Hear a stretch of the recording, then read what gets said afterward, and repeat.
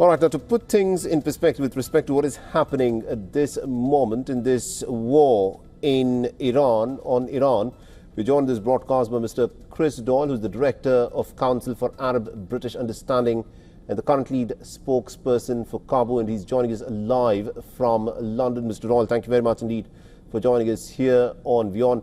Now, considering what is happening at this moment, the fact that this is now the third week of this war, which way do you think this war is progressing?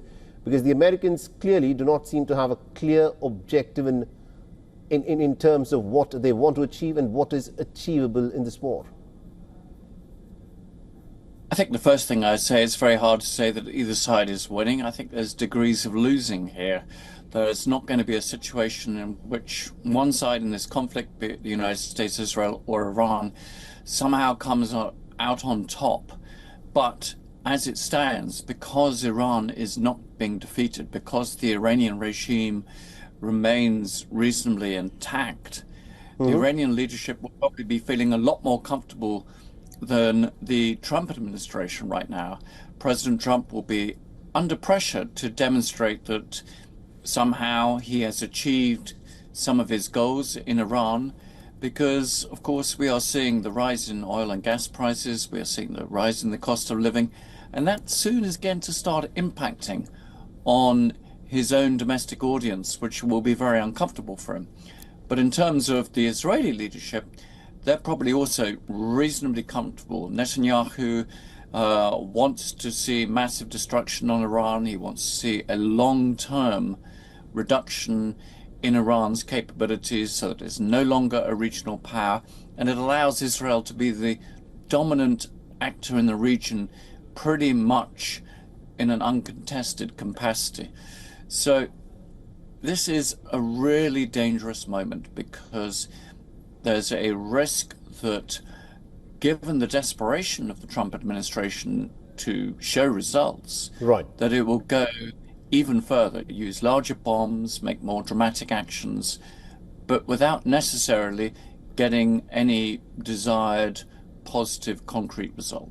All right. I think you've made several important points, pointing out that both sides this moment appear to be losing rather than showing any signs of actually concretely winning.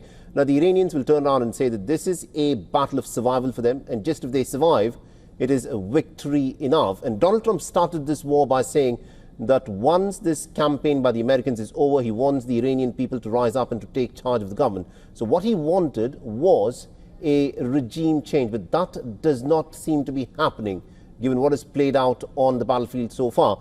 But I want you to weigh in on what's been happening with the Strait of Hormuz. The Americans and the Iranians have been, foreseeing and looking forward for this war and preparing for this war for the last several decades. And one thing that was absolutely certain, if this war were to break out, was that the Iranians would block the Strait of Hormuz, which they have now done for the last 2 weeks.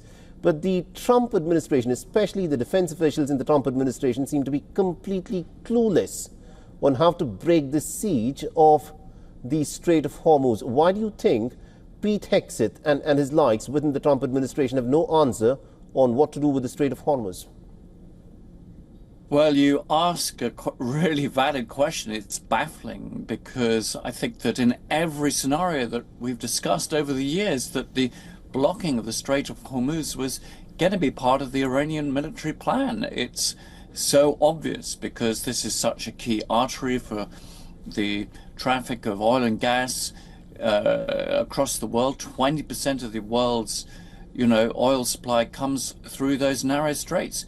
So it's a logical decision of the Iranian military leadership to block it. And it's so simple to do so, because you don't have to hit every single ship that goes through. All you have to do is hit a few of them. You don't have to even to destroy them. You just have to demonstrate that there is a huge risk, and insurance won't cover what's going on. These captains of these boats will not go through that very narrow 20-mile wide strait. So quite how the United States military, with all its immense power, has not been deployed more effectively to open it is really extraordinary. But, it's unless they get a grips to it, it's really hard for Donald Trump to exit this war I if think that strait is still closed. that's a very valid point. Trump could decide when he wanted to start the war, but he'll find it really hard to exit the war. I want you to weigh in on this aspect. The Brent crude at this moment is trading at about $103 a barrel. The longer the Strait of Hormuz remains shut, the higher the price of crude goes up. The markets are looking jittery, and a lot of economists are saying that if the Strait of Hormuz stays shut, the American economy and the world economy could go into a recession. In your assessment, how deep into this economic pain is Donald Trump willing to take the Americans into to try and fight this war with Iran?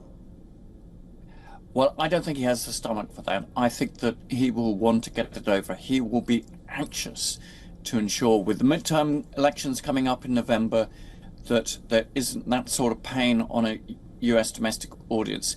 So I'm quite convinced that he'll be instructing his military leadership, his national security leadership, to find an exit strategy. Now, he's perfectly capable of declaring victory tomorrow morning, but it won't seem very credible if that Strait of Hormuz is closed, because then the tanker traffic, the other ships won't be going through it, and the oil prices will still be going sky high. So he has to secure it. But that's not going to be easy. And it will probably have to be done with some form of taking control of certain areas of Iranian territory, because how else are you going to stop the drones? How else are you going to stop the naval drones, the missiles, the short-range missiles that can hit one of these tankers at any given moment?